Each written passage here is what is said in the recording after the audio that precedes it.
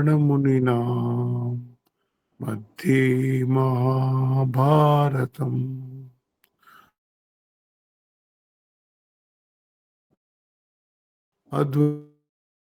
अष्टादशाध्यायिनीम् अम्ब त्वामनुसन्दधामि भगवद्गीते भवद्वेषिणीम् वसुदेवसुतं देवं कंसचाणूरमर्दनं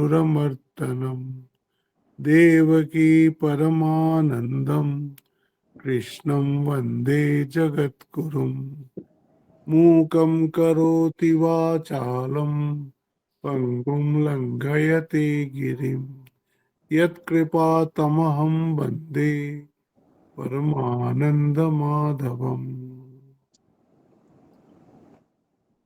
ষষ্ঠ অধ্যায়ের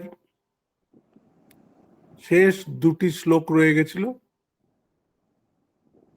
যে শ্লোক দুটিতে ভগবান দুটো কথা স্পষ্ট করে বলবেন।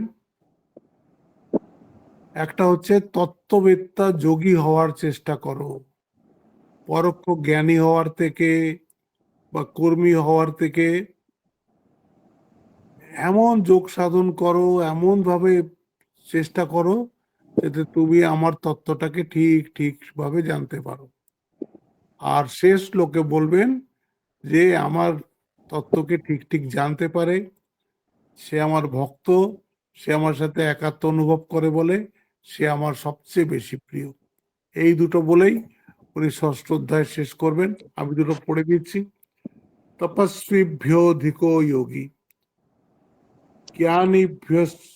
জ্ঞানীভ্যোপি মতোধিকঃ কর্মীভ্যশ্চাধিকো যোগী তস্মাৎ যোগী ভবার্জুন। যোগী কেন হতে হবে? আমরা যোগী বলতেই ভাবি ওই হট যোগী, তা নয়। মানে যোগ, জীবাত্মার পরমাত্মার সাথে যোগ। যতক্ষণ জীবাত্মা পরমাত্মার সাথে যোগ হচ্ছে না ততক্ষণ তার মধ্যে অপূর্ণতা বোধ থাকবেই থাকবে। ততক্ষণ একটা জলের বিন্দু, সেটা যতক্ষণ এদিক ওদিক পড়ে আছে তার মধ্যে সব সময় একটা অপূর্ণতা বোধ থাকবে। কেন? সে তো সাগর থেকে এসছে, তাকে সাগরে ফিরে যেতে হবে। ঠিক ওই রকমই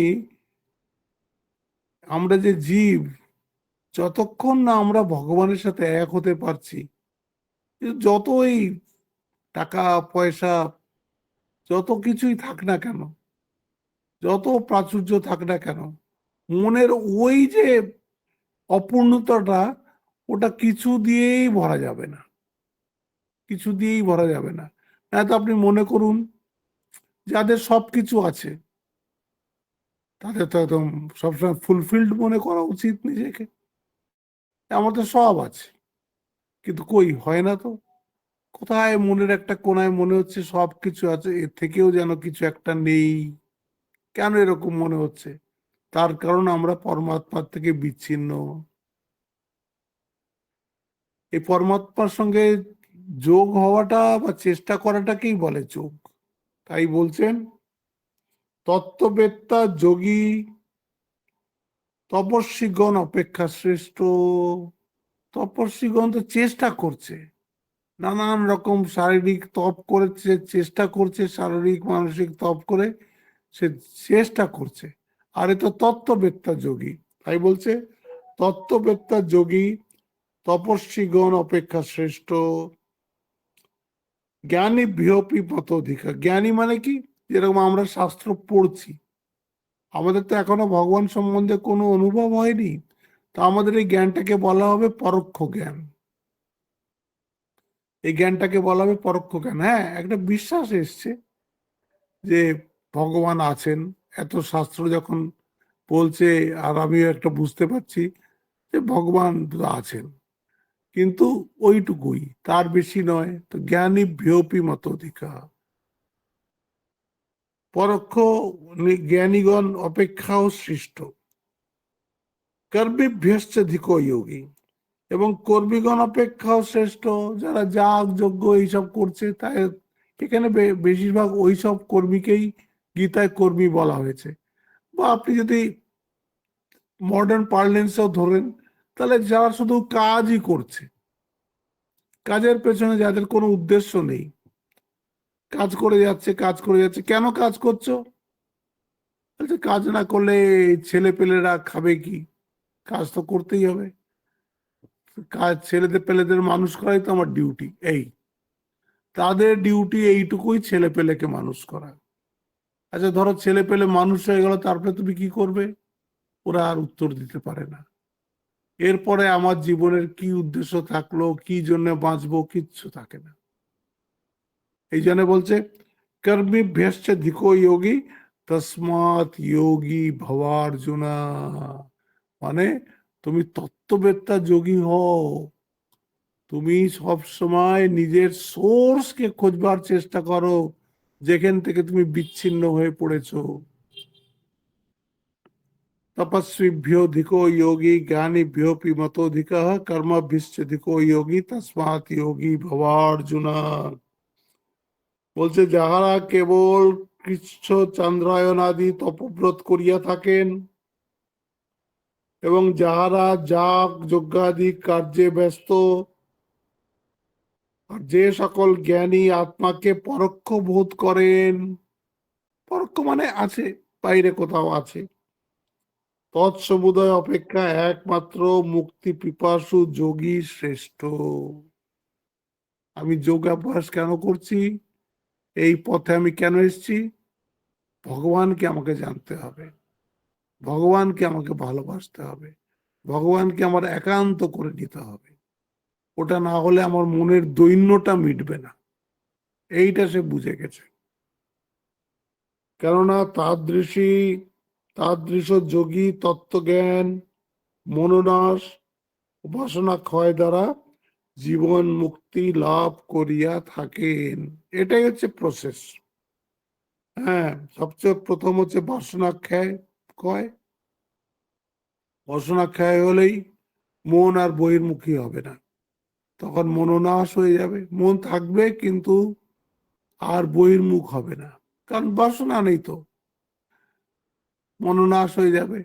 আর মনোনাশ হয়ে গেলেই তত্ত্বজ্ঞান উদয় হবে। বলছে কেননা তাদৃশ যোগী তত্ত্বজ্ঞান মনোনাশ উপাসনা ক্ষয় দ্বারা জীবন মুক্তি লাভ করিয়া থাকেন। তারপরে হচ্ছে লাস্ট শ্লোকটা, যোগিনাম অপি সর্বেষাং মদ্গতেন অন্তরাত্মনা। এই সমস্ত যোগীদের মধ্যে এই যোগীটাই আমার কাছে সবচেয়ে শ্রেষ্ঠ। কেন? সে আমার সাথে অভিন্ন নয় তো।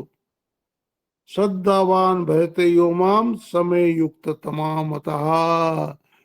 যোগীগণের মধ্যে যিনি মদগত চিত্ত হইয়া কেবলমাত্র আমাকে আরাধনা করিয়া থাকেন, তিনি সর্বাপেক্ষা শ্রেষ্ঠ। যে ভগবানকেই একমাত্র গোল অফ লাইফ ধরেছে, সব কিছুর মধ্যে তার জীবনের একমাত্র উদ্দেশ্য হচ্ছে কোন রকমে আমাকে বুড়ি ছুতে হবে। ভগবান বলছেন সেই আমার সবচেয়ে প্রিয়, সে সব সময় আমাকে খুঁজছে, আমাকে ধরবার চেষ্টা করছে। হ্যাঁ, এই এই ঠিক এই কথাটাই আমরা ভাগবতেও পড়ছি, এই গোপী গীতে। এই গোপীদের যে কি বিরহ ভগবান অদর্শন হওয়াতে, সেটা ওই 19টা শ্লোকে এমন করে ভাগবতকার লিখেছেন, তখন বোঝা যায় যে কেমন ভক্ত হলে তখন ভগবান কৃপা হয়। সামান্য একটুখানি তাদের অহংকার হয়ে গেছিল যে আমরা বড় ভক্ত, ভগবান অন্তর্ধান হয়ে গেলেন।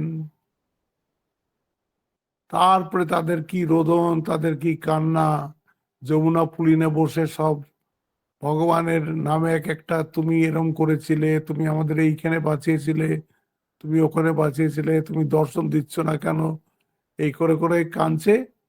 সেইটা নিয়েই একটা পুরো অধ্যায়, সেটাকে বলে গোপী গীত। আর তারপরেই এবার যে 32 অধ্যায় শুরু হচ্ছে, তখনই একদম শুরুতেই ভগবান এসে দর্শন দিচ্ছেন। যে এরকম আকুতি চাই, আকুতি না হলে হবে না। হুম, এই জন্য এটা বলে দিল, এখানে বলে দিল যোগীগণের মধ্যে যিনি মদগত চিত্ত, মানে তার মনটা সবটা আমার মধ্যেই গত হয়ে রয়েছে। কেবলমাত্র আমাকে আরাধনা করিয়া থাকেন, তিনি সর্বাপেক্ষা শ্রেষ্ঠ। অনেকের এটা মনে সন্দেহ হতে পারে, সবসময় ভগবানকে কি করে মনে রাখা যায়? আমাদের তো সংসারও আছে, কাজকর্মও আছে, নানান রকম আমাদের কিছু করতে হয়। ওটাই তো অভ্যাস।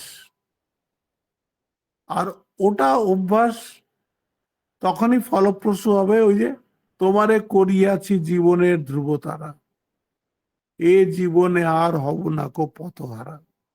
সব সময় যদি ওটা মনের মধ্যে থাকে যে যেতে আমাকে ঠাকুরের কাছেই হবে, যেখানেই আমি থাকি না কেন, যতই আমি দূর দূর এদিকে যাই না কেন মা ঠাকুরকে ছেড়ে, কিন্তু আমার গন্তব্য হচ্ছে, গতি হচ্ছে ঠাকুর। ঠাকুরই আমার গতি। এই যে জীবনটা আমি পেয়েছি সে ঠাকুরের কৃপায়, এবং আমাকে সেই ঠাকুরের কাছেই যেতে হবে। তাই এখানে বলছেন, যোগীগণের মধ্যে যিনি মদগত চিত্ত হইয়া কেবলমাত্র আমাকে আরাধনা করিয়া থাকেন, তিনি সর্বাপেক্ষা শ্রেষ্ঠ।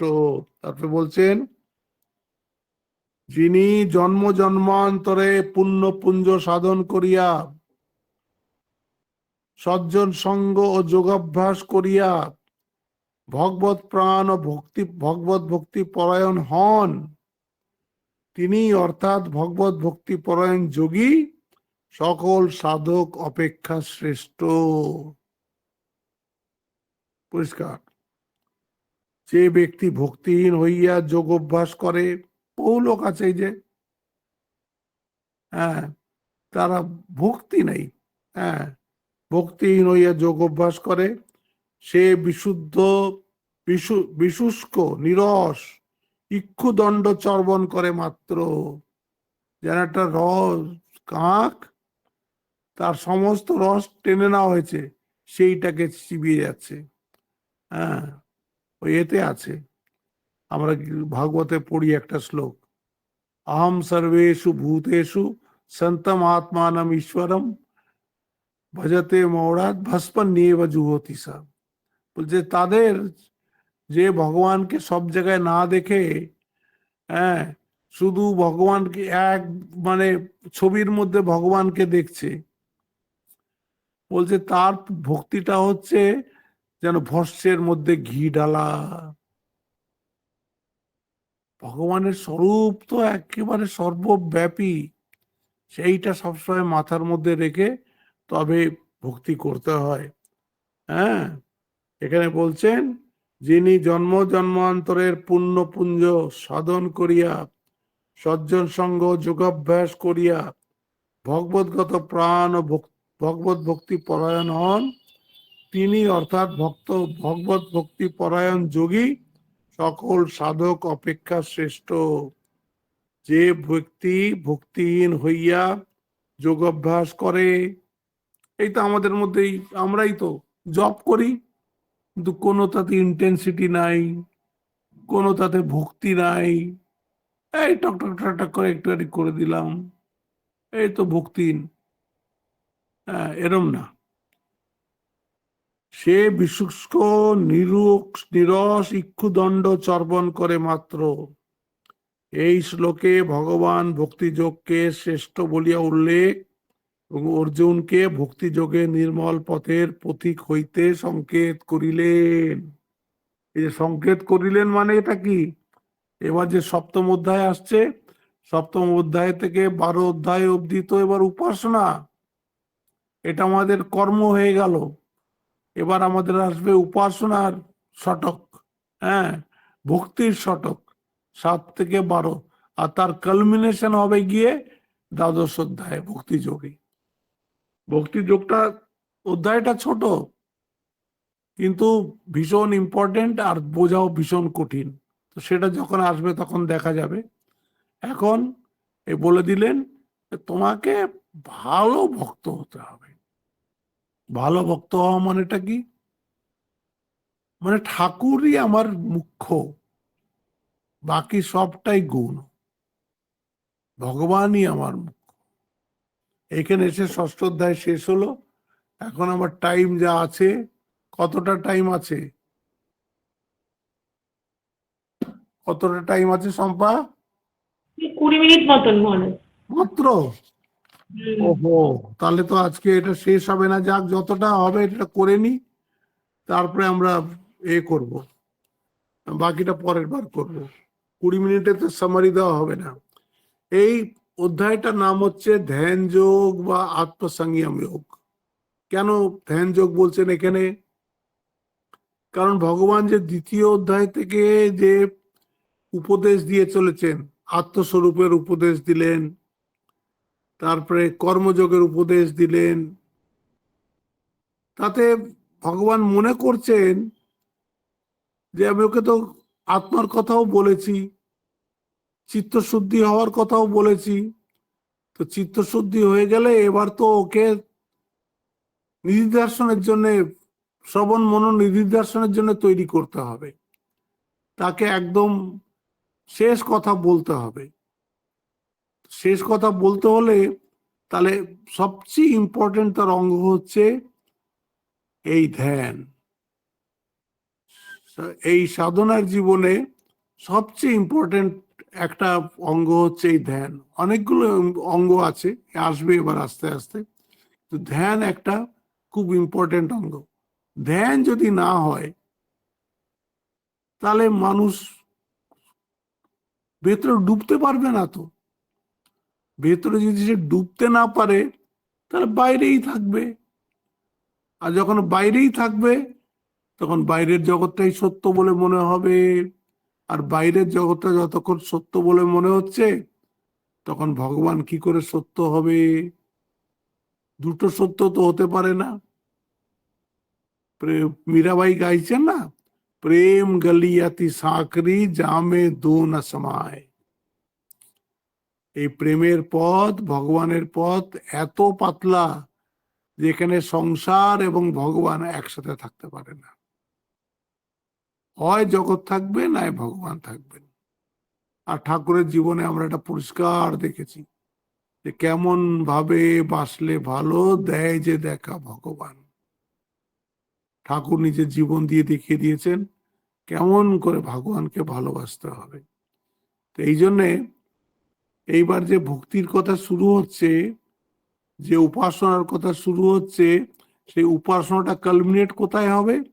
নিধিধ্যাসনে গিয়ে। প্রথম যে আমরা ধ্যানটা করব, যে প্রথম এই যে মানে শ্রবণের আগে যে ধ্যানটা করব, সেটাকে বলা হবে উপাসনা।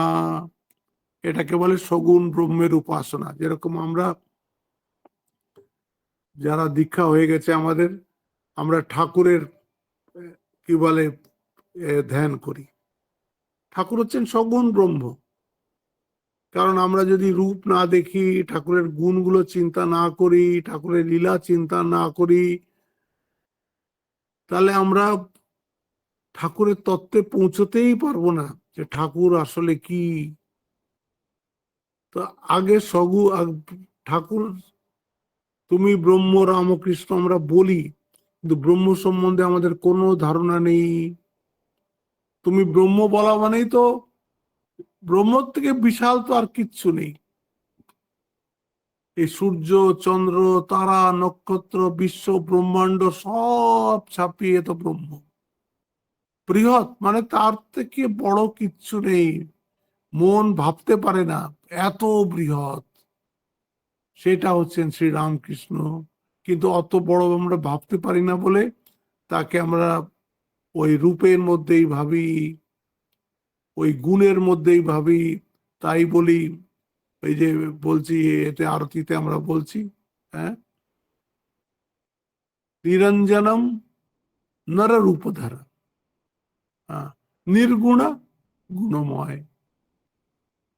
একদিকে বলছি তার কোনো অঞ্জন নেই, তার মধ্যে কোনো রকমের কালিমা নেই, কিন্তু তাও তিনি শরীর নিয়ে এসছেন। তার মানে কি, শরীর নিয়ে এলেও তিনি শরীরধারী নন, অশরীরী, তিনি চৈতন্য। তাই বলছেন ওদিকে নির্গুণ, তার কোনো গুণ নেই, যেরকম ব্রহ্মর কোনো গুণ অ্যাট্রিবিউট করতে পারি না। আবার বলছেন গুণময়। তো দুটো দিক একসাথে ভগবানের ভাবতে হবে, একসাথেই ভগবানকে সগুণও ভাবতে হবে, নির্গুণও ভাবতে হবে। এইটা যদি না আমরা বুঝতে পারি, তাহলে ভস্মন নিয়ে বা জুহতি সা। আর যেই আমি ওনাকে নির্গুণ মনে করব, তখনই বুঝতে পারবো তিনি তো সর্বব্যাপী, সর্বব্যাপী তিনি। আর যখন সর্বব্যাপী তাকে মনে করব, তাহলে যা সব আমি দেখছি তিনি তিনি ছাড়া কিচ্ছু নন। তাই যখন এরকম যখন মনে করা শুরু করব, তখন ভিতর থেকে রাগ আর দ্বেষ চলে যাবে, রাগ আর দ্বেষ চলে যাবে, অ্যাটাচমেন্ট অ্যাভারশন দুটোই চলে যাবে। এই জন্যে এই ষষ্ঠ অধ্যায়টা গীতার একটা খুব ইম্পর্টেন্ট অধ্যায়, 1 নম্বর। আর দ্বিতীয়ত, এই যে সাধন এর যে স্বরূপ, ধ্যান যে কিভাবে করতে হয়, এটা আপনি গীতার এই ষষ্ঠ অধ্যায় ছাড়া কোনো শাস্ত্রে পাবেন না, বেদে পাবেন না, উপনিষদে পাবেন না, ভাগবতে পাবেন না, কোথাও পাবেন না। এখানে যেভাবে একেবারে একেবারে হাত ধরে ধরে কেমন ভাবে বসতে হবে, কোথায় বসতে হবে, কোন সময় ধ্যান করতে হবে, কিভাবে ধ্যান করতে হবে, নিঃশ্বাস কেমন চলবে, এরম কোনো শাস্ত্রে দেওয়া নেই, এক্সেপ্ট গীতা 6 চ্যাপ্টার।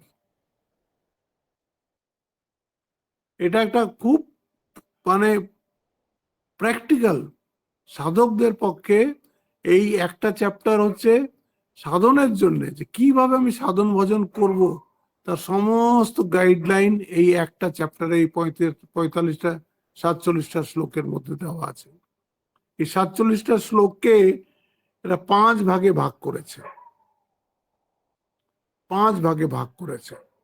একটা হচ্ছে বৈরঙ্গ সাধনা, একটা হচ্ছে অন্তরঙ্গ সাধনা, তারপরে করেছে ধ্যানের স্বরূপ, তারপরে করেছে ধ্যানের ফল, তারপরে ধ্যানের মধ্যে অন্তরায় কি কি, তার পরিহার কি কি, কিভাবে সেই অন্তরায়কে আমরা দূর করব। এইখানে গিয়ে ধ্যানের চ্যাপ্টার শেষ হয়ে গেছে। কিন্তু তারপরে অর্জুন একটা প্রশ্ন করেন, তার মনে হয়তো একটু এসে গেছিল, কই আমি তো এগুলো পারবো না, নেগেটিভিটি এসে গেছিল, এসব আমি কোথা থেকে পারবো। তখন উনি ওই জিজ্ঞেস করলেন যে কিন্তু যদি কারোর এটা সিদ্ধি প্রাপ্ত হওয়ার আগেই যদি তার শরীরান্ত হয়ে যায়, তাহলে তার কি গতি হবে। তো পরের ওটা হচ্ছে একটা অ্যাডিশনাল ভগবানের তরফ থেকে একটা আমাদের জন্য একদম পরিষ্কার করে দিলেন যে একটা তুমি ডোন্ট বি ডিফিডেন্ট, কোনো কাজ শুরু করার আগে কেন যদি হয়, এরম যদি হয় তাহলে কি হবে, এটা মনের মধ্যে এনো না। এই জীবনে এইখানেই আমাকে ভগবান লাভ করতে হবে, এইটা মনের মধ্যে রেখে এই সাধন ক্ষেত্রে অবতীর্ণ হও, 1 নম্বর। আর দ্বিতীয় বলছেন life is a continuity, life একটা মৃত্যুতে শেষ হয় না, এটা তোমার এই আত্মার একটা অনন্ত যাত্রায় যাচ্ছে। সেই যাত্রার মধ্যে এটা একটা স্টেশন ছিল, তারপরে আবার আগে চলবে, আবার ওখান থেকে আগে যাবে। আগে গেলে কোথায় যাবে, কি হবে, সেগুলো আমরা একবার সব পড়েছি, তখন একবার সেটা আমরা সামারিতে পড়ে নেব। আর এবার আমরা শুরু করছি এই বৈরঙ্গ সাধন থেকে। বৈরঙ্গ সাধন এসছে 1 নম্বর শ্লোক থেকে নিয়ে 9 নম্বর শ্লোক অব্দি, আর 16 আর 17, মানে এদিকে 9টা আর 2টো, 11টা 11টা শ্লোকে বলছে বৈরঙ্গ সাধন। বৈরঙ্গ সাধন জেনারেল ডিসিপ্লিনের মধ্যে সবচেয়ে প্রথম তিনি কি বললেন, কর্মযোগ। কেন? চিত্ত শুদ্ধি না হলে মন ব্যালেন্স না হলে, ইকুয়ানিমিটি না আসলে, পয়েজ না আসলে, ভায়োলেন্ট মাইন্ড থাকলে ধ্যান হয় না। কর্মযোগ কিভাবে তাকে সাহায্য করে?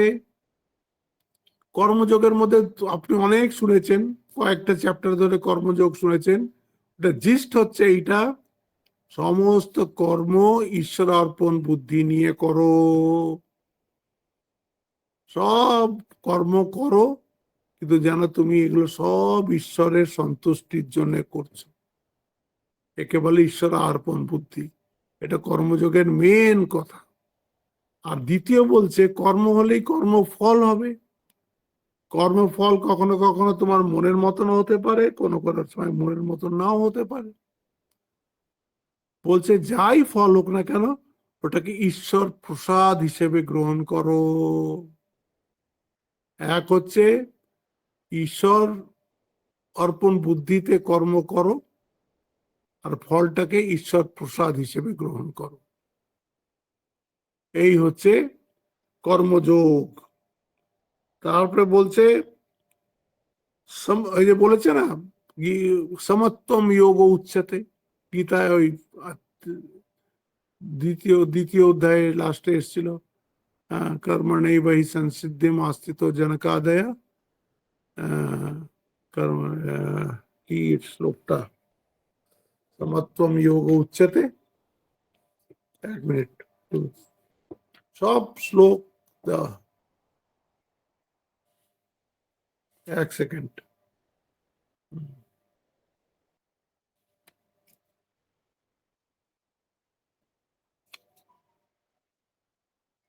তো বলতে পারবে কোনটা সেই সমত্বম যোগ উচ্চতে?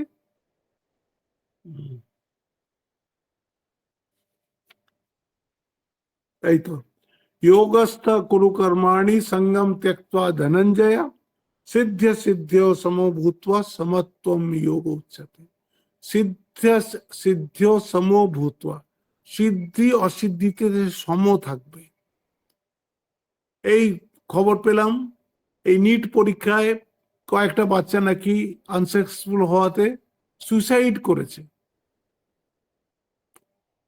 জীবনটাকে কত তারা নিচে নিয়ে গেছে ভাবুন। যে একটা সামান্য পরীক্ষায় সে আনসাকসেসফুল হয়েছে, এরকম কত পরীক্ষায় তো তুমি জীবনে আনসাকসেসফুল হবে, তাতে কি আছে? তাই বলে মরতে হবে? তুমি মরে মা বাবাকে কি দিয়ে গেলে? এর মধ্যে অবশ্য অনেক সময় মা বাবারও দোষ থাকে। মা বাবাকে এমন দেখায় যে এইটা তুই যদি না পাস তো জীবন বেকার, এইটা যদি তোর না হয় তোর জীবন বেকার। এই যে জীবন বেকার যেই বলে দিল বাচ্চাকে, সে মনে করলো ওটা তো আমি পেলাম না, তাহলে তো আমার জীবন বেকার। তো এই বেকার জীবন রেখে কি দরকার, তাকে শেষ করে দিই। মা বাবারও যেরকম শেখার দরকার আছে, এই ছেলেগুলো মেয়েগুলোরও শেখার দরকার আছে। জীবন এর অনেক ডাইমেনশন। ভবিষ্যতে কি তোমার সম্বন্ধে লিখে রেখেছে তুমি নিজেই জানো না। কত গল্প পড়ি এই রকম নিয়ে, কত মানুষ কত অসাধারণ সব কাজ করেছে, কিন্তু তারা সব সাধারণ থেকেই এসছে, বিলো সাধারণ থেকে এসছে। এডিসনের গল্প তো আপনাদের বললামই। টিচার লিখে পাঠিয়েছে এই বাচ্চাটাকে আপনি আর স্কুলে পাঠাবেন না, এরকম গবেট বাচ্চা থাকলে আমাদের স্কুলটা স্ট্যান্ডার্ড পড়ে যাবে, এটাকে আপনি নিজেই ঘরে রেখে পড়ান। বাচ্চাটা চিঠিটা এনে মাকে দিয়েছে, টিচার এই চিঠিটা দিয়েছে, তোমাকে দিতে বললো। চিঠিটা পড়লো মা, মা চিঠিটা কি লিখেছে? বলছে চিঠিটাতে লিখেছে যে তোমার যা বুদ্ধি, এই যে সব স্কুলের বাকি বাচ্চারা তারা একদম ইনফিনিটি কমপ্লেক্সে ভুগছে তোমার বুদ্ধির জন্য। তোমাকে বলছে তুমি এই স্কুলের থেকে অনেক উঁচু স্ট্যান্ডার্ডের, তুমি মায়ের কাছেই পড়ো, আমি তোমাকে পড়াবো বাবা। সেই এডিসন কত বিখ্যাত সায়েন্টিস্ট হলেন, আর সেই জীবনের শেষকালে সেই পুরনো বইয়ের মধ্যে কোথায় এই টিচারের লেখা চিঠিটা উনি খুঁজে পেয়ে তিনি অবাক হয়ে গেলেন যে এই আমার সম্বন্ধে টিচারদের এই ধারণা ছিল। আর আমি কোথায় কোথায় পৌঁছে গেলাম এই জীবনে। এই জন্য কারোর জীবন ওরম ভাবে নষ্ট হয় না যেরকম ভাবে আমরা মনে করি যে এইটা না পেলেই নষ্ট হয়ে যাবে, ওটা না পেলেই বেকার হয়ে যাবে। ওরকম নয়। এই জন্য বলছে এটা করতে হলে সিদ্ধ সিদ্ধ সম ভূত্বা সমত্বম যোগ উচ্চতে, ব্যালেন্স রাখতে হবে। সিদ্ধি আর অসিদ্ধিতে সম থাকতে হবে। এই সমত্বটাই হচ্ছে কর্মযোগের ক্রাক্স। একটা বলেছিল যোগা কর্মসু কৌশলম, আর একটা বলেছিল সমত্তম যোগ উচ্চতে। যোগা কর্মসু কৌশলম মানে, কৌশল মানে হচ্ছে কি কাজও করবে, but at the moment you are able to detach also yourself. কাজের সময় কাজ করলাম, যেই কাজ থেকে বেরিয়ে এলাম তখন আর কাজটা মাথার মধ্যে থাকবে না। কাজের সময় ফুল এনার্জি দিয়ে ফুল সিনসিয়ারিটি দিয়ে কাজ করলাম, কিন্তু যেই কাজ থেকে বেরিয়ে এলাম, অনেকে আছে পোস্ট ছাড়তে চায় না। তাদের মনে হয় যে না, আমি তো এটা ঠাকুরের কাজ করছি, আমি কেন ছাড়বো পোস্ট। সে টেনে হিচড়ে নামাতে হয় তাদেরকে। এরকম তো অনেক হয়ে গেছে আমাদের বাংলায়, তো তার খুব বড় উদাহরণ আছে। হ্যাঁ, ওরকম না। হ্যাঁ, মানুষ চায় না, ব্যাস ছেড়ে দিলাম, হয়ে গেল। কিন্তু এই যে আমাকে হারানো হয়েছে, আমি পদত্যাগ দেব না, করব না, এগুলো কি? এগুলো হচ্ছে ওই, এটা কর্মযোগ নয়। তুমি কর্মী হতে পারো কিন্তু কর্মযোগী নয়, এটাই। তাই বলছে সমত্বম যোগ উচ্চতে, আর এইটা হলো যোগা কর্মসু কৌশলম। এই বলছে যে তোমাকে এটা সবসময় মনে রাখতে হবে, কারণ না হলে কি হবে, তুমি যদি ওই রকম ভাবে না চলো, তাহলে কর্মের মধ্যে তুমি যখন যাবে তখন তো কর্ম মানেই কি ক্ল্যাশ, দুটো পার্সোনালিটির ক্ল্যাশ। কথাবার্তা কে কি বলে দিল এটাই তো হবে, সেটা মনকে ডিস্টার্ব করবে। আর মনকে যেই ডিস্টার্ব করলো, সেই ডিস্টার্ব মাইন্ড নিয়ে আপনি ধ্যান করতে বসলেন, কি করে ধ্যান হবে? এই জন্য কর্মযোগটা খুব ইম্পর্টেন্ট। তারপরে সেকেন্ডলি বলছেন এই বৈরঙ্গ সাধনাতে যে তোমার সেলফ কনফিডেন্স থাকা দরকার। সেলফ কনফিডেন্স থাকতে হবে। তাই বললেন উদ্ধারে আত্মানম না আত্মানম সাধায়। এসব বলার মানেটা কি? তোমার উদ্ধার তোমাকে নিজে করতে হবে, কেউ করে দিতে পারবে না। তোমার মুক্তির পথ তোমাকে খুঁজে বার করে নিতে হবে। কেউ কাউকে মুক্তি দিতে পারে না। ঠাকুরও তো স্বামীজিকে ওটাই বলেছিলেন, হ্যাঁ তুইও দেখতে পারিস, এই আমি যেরকম বলছি এরকম ভাবে চল, তুই দেখতে পারবি। যাকে যা নিজেই দেখতে হবে। তাই বলছে যে, বলে না, মাতা চা পার্বতী দেবী, পিতা দেব মহেশ্বরা, বান্ধবা শিব ভক্তাশ্চা সুদেশ ভুবনত্রয়ম। সবসময় মনে করতে হবে, আরে আমার সাথে তো ভগবান আছেন। ওই একবার রামকৃষ্ণানন্দ মহারাজ খুব ম্যাড্রাসে মুষড়ে পড়েছিলেন, কেউ আসে না, কেউ আসে, খেতেই পান না উনি। একটা অজানা জায়গায় স্বামীজি পাঠিয়ে দিয়েছেন, হ্যাঁ, শশী মহারাজকে, যাও ওখানে গিয়ে ঠাকুরের ভাব প্রচার করো। একদম মুষড়ে পড়েছেন। এক একদিন তো এরকম হয়েছে ঠাকুরকে কিচ্ছু দেওয়ার নেই। রাগের সাথে মধ্যে ঠাকুরকে বলছেন, দাঁড়াও না, এখনই ওই সমুদ্রের বালি নিয়ে আসবো, সেটাই তোমাকে ভোগে দেব, আর তারপরে সেটাই আমি খাবো। এসব বলে অভিমান করছেন, রাগ করছেন, তারপর দেখছেন কে এসে দিয়ে গেল। তো কতবার হয়েছে রামকৃষ্ণানন্দের সাথে। কোথায় গেছেন পাঠ করতে, যে ওখানে সব ভক্তরা আসবে, ওখানে পাঠ করতে আসবেন, ওখানে গিয়ে দেখলেন একজনও আসেনি, একজনও আসেনি। তিনি ঠিক চুপচাপ বসে যেন ঠাকুর শুনছেন, সেভাবে পাঠ করে দিয়ে চলে এলেন। সেটা 8 কিলোমিটার 10 মাইল হেঁটে হেঁটে হেঁটে হেঁটে ম্যাড্রাস শহরে ঘুরছেন, পাঠ করছেন। কিন্তু তার তপস্যার ফলে সমস্ত দক্ষিণটা আজ ঠাকুরের নামে আলোকিত হয়ে রয়েছে। সেই খুব যখন মন ভেঙে পড়েছে, শশী মহারাজের স্বামীজিকে একটা চিঠি লিখেছিলেন এইসব নিয়ে। তার উত্তরে উনি লিখেছিলেন, কিন্নাম রোদিসি সখে ত্বয়ি সর্বশক্তি আমন্ত্রয়স্য ভগবান ভগদম স্বরূপম। হ্যাঁ, তাতে বলে তুমি কি জানো না, রামকৃষ্ণ দাসা বয়ম, আমরা রামকৃষ্ণের দাস। আমাদের কি কান্না সাজে? ঠাকুর সাথে আছেন, ঠাকুরের ইচ্ছা ছাড়া কিচ্ছু হবে না, তুমি থাকো, কাজ করো। ওই চিঠিটা পেয়েই একদম আবার উনি উৎসাহ পেয়ে গেলেন শশী মহারাজ। হ্যাঁ, ওই সর্বশক্তি, আমার মধ্যেই সমস্ত শক্তি আছে, আমি ঠাকুরের সন্তান, ঠাকুর আমার সঙ্গে আছেন, মা আমার সঙ্গে আছেন, তবে আমার চিন্তা কি? আমার তো মুক্তি হবেই হবে, এই জীবনেই হবে। ঠাকুর বলে গেছেন, মা বলে গেছেন যে যার শেষ জন্ম সে এখানে আসবে, মা বলে গেছেন যে আমি তার হাত ধরে নিয়ে যাব, তাহলে আর দুঃখটা কিসের? এই জন্য বলছে যে এই যে ভেতরের ভরসা, ভেতরের কনফিডেন্স, ডোন্ট লুজ ইট।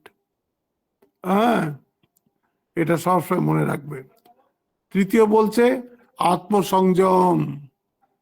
আত্মসংযম মানে হচ্ছে যে আপনার যে কতগুলো আপনি ইনস্ট্রুমেন্ট পেয়েছেন, যেরকম জ্ঞানেন্দ্রিয়, যেগুলো দিয়ে আপনার জ্ঞান হচ্ছে, কর্মেন্দ্রিয়, যেগুলো দিয়ে আপনি কর্ম করেন, তারপর অন্তঃকরণ, তার মানে মন, বুদ্ধি, চিত্ত, অহংকার, এই সবগুলো যেন আপনার কন্ট্রোলের মধ্যে থাকে।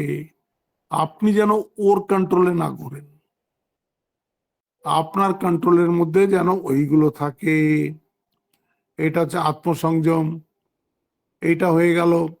তারপরে বলল ইম্পর্টেন্স অফ মডারেশন, युक्ताहार विहारस्य युक्त चेष्टस्य कर्मसु युक्त स्वप्नावबोधस्य योग भवति दुःखः। এসছিল না? মডারেশন রাখতে হবে। অতি কিছুরও, ওভার ইন্টেলিজেন্স কিছুরও ভালো নয়, কোনো জিনিসেরই ওভার ইন্টেলিজেন্স ভালো নয়। ধরো আমি আজকে খুব উৎসাহ পেয়ে একেবারে সারা রাত ধরে জপই করতে থাকলাম, হ্যাঁ, পরে একদম 15 দিন আর জপই করলাম না, এমন টায়ার্ড হয়ে গেলাম, ব্যাস জপই করলাম না। আমাদের একজন সাধুর কথা মনে আছে আমাদের, তখন ওই হতো, আমার এখনো হয়, ট্রেনিং সেন্টারে 24শে ডিসেম্বর ধুনি জ্বালানো হয়, ধুনি জ্বালানো হয়, আর সবাই সাধু ব্রহ্মচারীরা ওই ধুনির চারপাশে বসে ধ্যান করে। সেই ব্রহ্মচারী খুব বেশি এইসব সাধন ভজন করতো, তখন থেকে আমরা দেখেছি সে খুব করতো। তো আমরা তো একটু একটুক্ষণ বসে, সেই বছর শীতও খুব পড়েছিল, প্রচন্ড শীত পড়েছিল, তো বেলুড় মঠে সেই ধুনি জ্বালানো হয়েছে, ওপেনে খোলা আকাশের তলায় জ্বালানো হয়তো, সেখানে সব বসে আছে, সেও একদম আগে গিয়ে বসেছে। আর সেই যে বসেছে সে সারা রাত এক আসনে ওইভাবে পাথরের মতন বসে আছে। আচ্ছা, তাতে হয়েছে কি, সামনের দিকে তো তার আগুন লাগছে, সব অন্য অন্য ব্রহ্মচারীরা আছে, তারা আবার ওর মধ্যে কাঠ টাট গুজে দেয়, আগুন নিভতে পারে না, কাঠ টাট গুজে দেয়। আর ওরকম সব করিতকর্ম ব্রহ্মচারীরা আছে, তারা ওইসব দেখতে থাকবে। কেউ আর হয়তো চা বানাচ্ছে, এসব আছে, মজা আছে। সেই ব্রহ্মচারী যে সেই বসলো, সে একদম সকাল অব্দি উঠলো না। তাতে অবস্থাটা এই হলো, সারা জীবনের জন্য ওর ব্যাক পেন হয়ে গেছে, কারণ সামনেতে গরম, পেছন থেকে ঠান্ডা, একেবারে ব্যাক পেন হয়ে গেছে, স্পাইনের প্রবলেম হয়ে গেছে ওর। তো এই জন্য বলছে কোনো জিনিসের ওভার ইন্টেলিজেন্স ভালো না, সে ভোগেও হোক কি যোগেও হোক, মডারেশন থাকতে হবে। তাই বললো যুক্তাহার বিহারস্য যুক্ত চেষ্টস্য কর্মসু, এইটা বলে দিলেন। হুম, এইটা অব্দি এসে গেল বহিরঙ্গ সাধনা। সম্পা কি 9:30 বেজে গেছে? হ্যাঁ মহারাজ, 9:33। ওহো, তাহলে আজকে এটা শেষ করে দিই, এইখানেই শেষ করি। এর পরের বার থেকে অন্তরঙ্গ সাধনা শুরু করব, আর ওটা শেষ করে 6 চ্যাপ্টারের সামারিটা শেষ করে তারপর 7 চ্যাপ্টার ধরবো। আজকে এখানেই শেষ করছি। ওম শান্তি শান্তি শান্তি। হরি ওম তৎসৎ। শ্রীরাম কৃষ্ণার্পণমস্তু।